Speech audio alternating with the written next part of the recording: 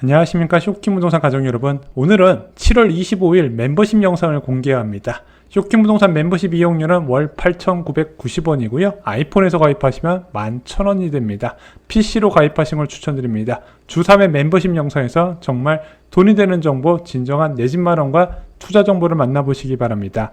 안녕하세요, 멤버십 가족 여러분. 오늘도 3주택을 위한 또 한 걸음 시작해 보겠습니다. 이번 주제는 다주택자가 되려고 할 때 알아야 되는 세금과 대출에 대해서 좀 총정리를 드리고자 합니다. 많은 분들이 지금 이제 1주택자나 무주택 상태에서 다주택자가 되기 위해서 준비를 하실 겁니다. 그 과정에서 필수적으로 알아야 되는 내용만 핵심적으로 좀 정리를 드리겠습니다.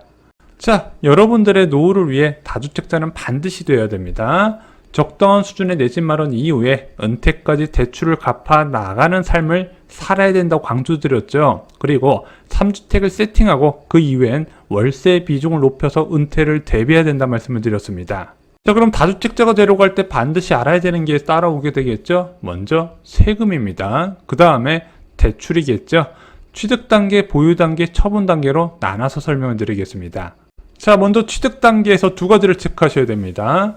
취득세와 대출 규제죠. 이 대출과 취득세, 무주택자에서 주택 사는 거하고 유주택자가 주택을 살 때하고 좀 다르게 적용됩니다. 반드시 알고 계셔서 정리를 드려보겠습니다.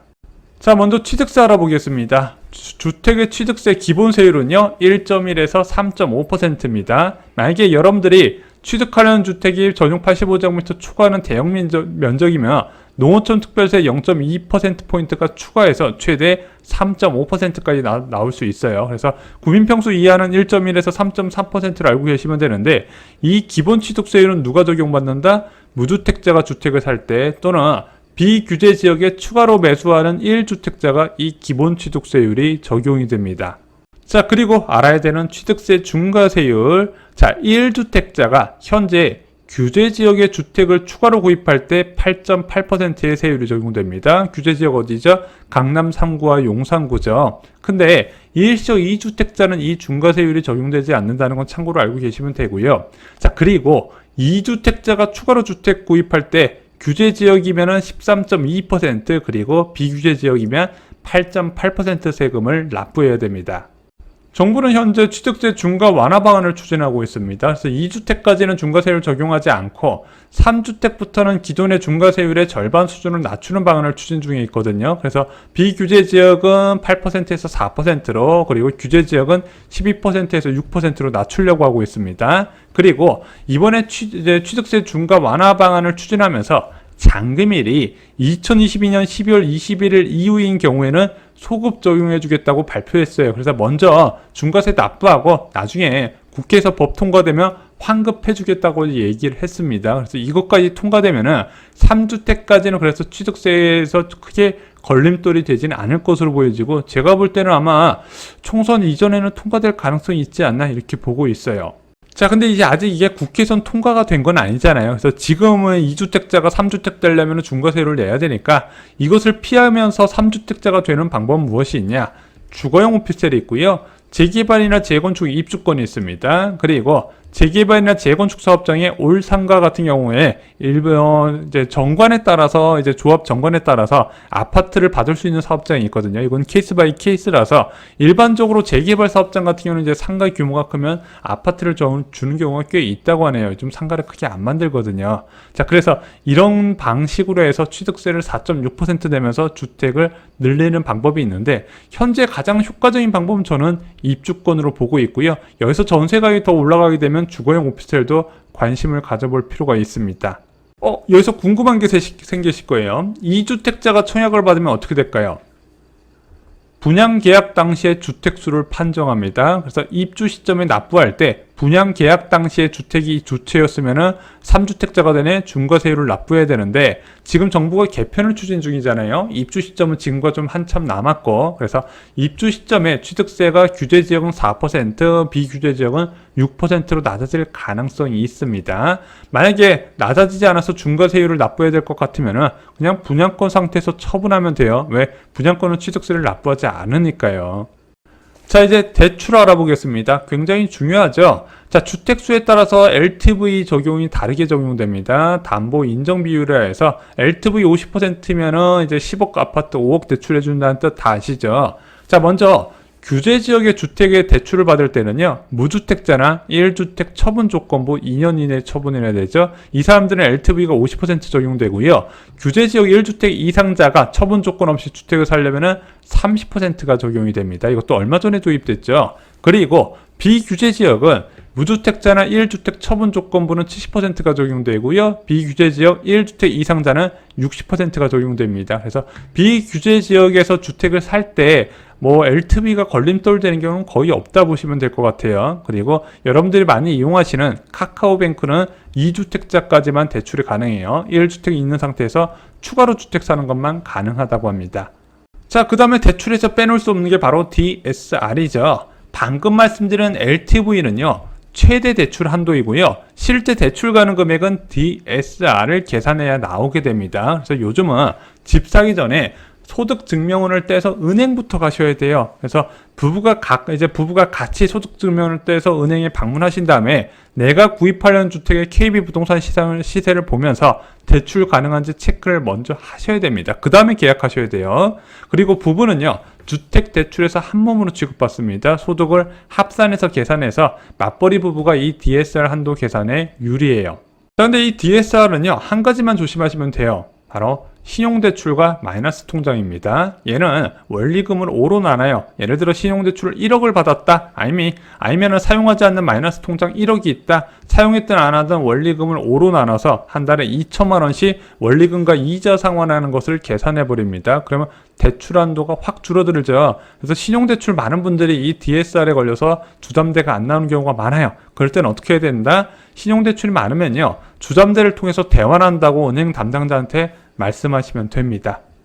여러분들이 다주택자가 되려면요, 생활 안정자금을 조심할 필요가 있습니다. 자, 주택을 구입하고 나서 3개월 이후에 받는 담보대출은 무조건 생활 안정자금인데, 이 생활 안정자금은 기존 주택을 담보로 추가로 주택 구입하는 것을 제한하고 있습니다. 그리고 이건 여러분들 다 상식적으로 알고 계시는데 많이 헷갈려 하시는 게, 바로 기존 주택담보대출을 제한하면 이게 생활안정자금으로 전환이 되거든요. 그럼 생활안정자금으로 전환된 상태에서 주택을 추가로 구입하는 게 된다 안 된다? 안 된다. 이거 꼭 잊지 마시기 바랍니다. 그리고 규제지역에서 이주비 대출 받은 차주도 아마 이런 추가 주택 구입 약정 체결할 거예요. 이것도 주택 구입이 제한됩니다. 이거 굉장히 무서운 규제예요. 참고로 분양권은요, 주택 계약 시점으로 주택수를 인정해요. 그래서 분양권의 장점이 뭐냐면은, 다른 주택 같은 경우는 잔금을 치러야 내가 주택 구입한 걸로 인정되는데, 얘는 분양권은 주택 구입의 10%만, 분양가의 10%만 납부하면 주택 구입으로 인정되잖아요. 그러다 보니까 잔금 시점에는 생활 안정자금 활용이 자유롭기 때문에 유주택자가 분양을 좋아하는 겁니다.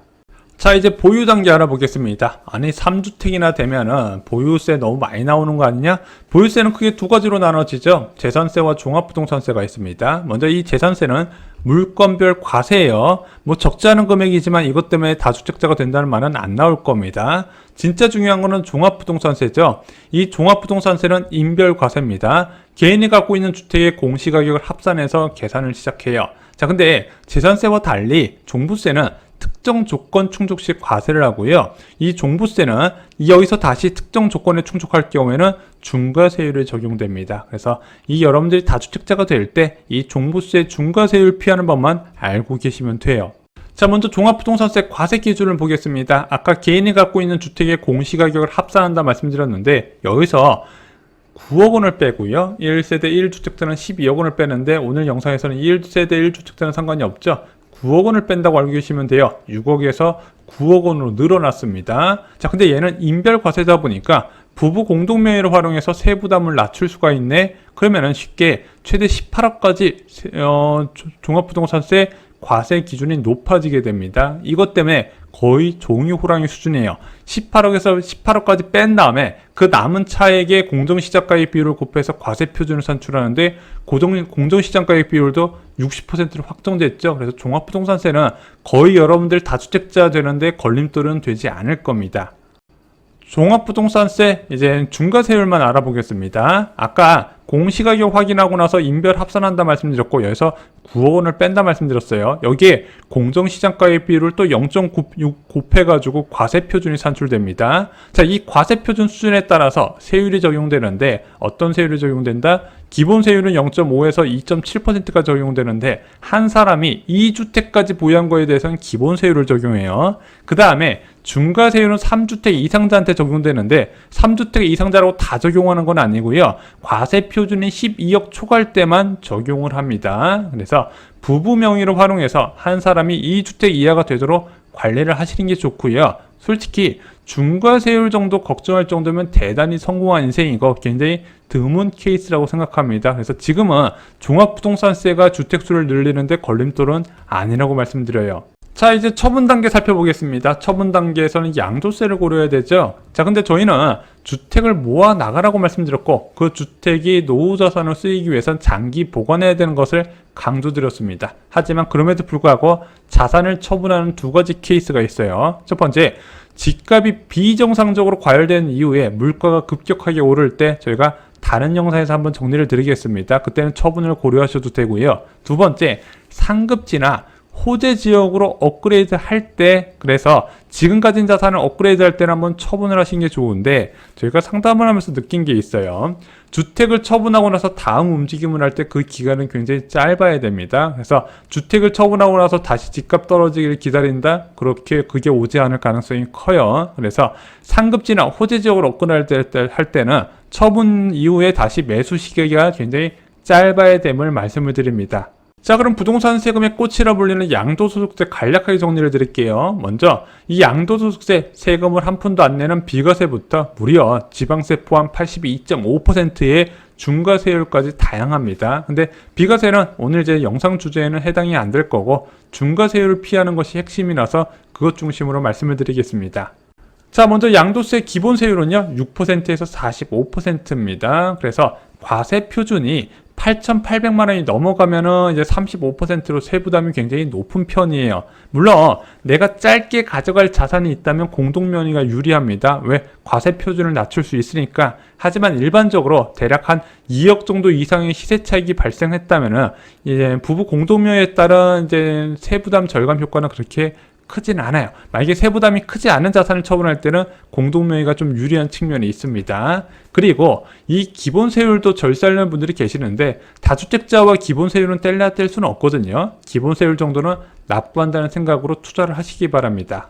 진짜 무서워야 되는 거는 양도세 중과세율이죠. 다주택자가 규제지역의 주택을 처분할 때 발생을 하게 됩니다. 게다가 장기보유 특별공제 다주택자도 최대 15년 보유할 경우에 30%까지 받을 수 있거든요. 그것까지 적용을 안 해주는 무시무시한 제도예요. 근데 현재 양도세 중과세 제도는 큰 의미는 없습니다. 지금 2024년 5월까지 양도세 중과 배제가 결정된 상황이고 이거는 계속 연장되거나 또는 폐지가 될 가능성이 커졌습니다. 그래서 양도세 자체가 지금 여러분들의 주택수를 늘리는데 큰 문제는 안 될 것으로 보여져요. 자, 현재 주택수를 늘리는 분들께 이와 관련된 내용을 종합해보면 이번 정부 들어서 세부담이나 주택수를 늘릴 때 대출 규제가 대폭 완화가 됐습니다. 그래서 세금 걱정보다는 발전 가능성 높은 자산을 모을 때다. 저는 이렇게 생각을 합니다.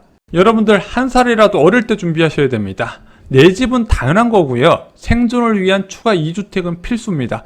투기를 하는 게 아니에요. 지금 제가 이게 왜 필수라고 얘기하는지 모르실 겁니다. 여러분들이 은퇴를 하시거나 은퇴 시점이 가까우면 제 이야기가 꼭 떠오를 거예요. 그래서 은퇴 전까지 대출을 갚아 나가는 삶은 필수라는 겁니다. 선택이 아니에요. 필수적으로 하셔야 된다. 그래서 적정 지출에 대해서 말씀드린 것이 있죠. 그리고 저희가 요즘 뭐 GTX나 신안산선 등의 호재 지역을 다뤄드리면서 여러분 좀 이렇게 생각하시는 분이 계시더라고요. 아직 내 집 마련이 아닌데 나의 생활권과 권리가 먼 투자 지역으로 호재 지역으로 먼저 투자하는 것이 어떠냐? 내 집 마련이 우선이라고 말씀드렸고 그 내 집 마련 자녀를 키우긴 괜찮은 환경까지 좀 어느 정도 업그레이드할 필요까지가 있다 말씀드렸고 그 다음에 주택수를 늘리는 단계입니다.